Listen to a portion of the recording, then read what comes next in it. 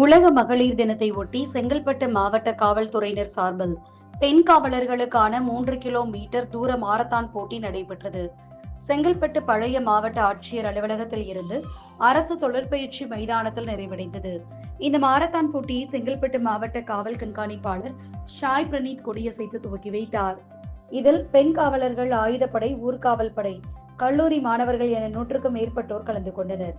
இறுதியாக போட்டியில் முதல் 3 இடங்களை பிடித்து வெற்றி பெற்ற ஆயுதப்படை பெண் காவலர்களுக்கு செங்கல்பட்டு மாவட்ட காவல் கண்காணிப்பாளர் பரிசுகளை வழங்கினார்.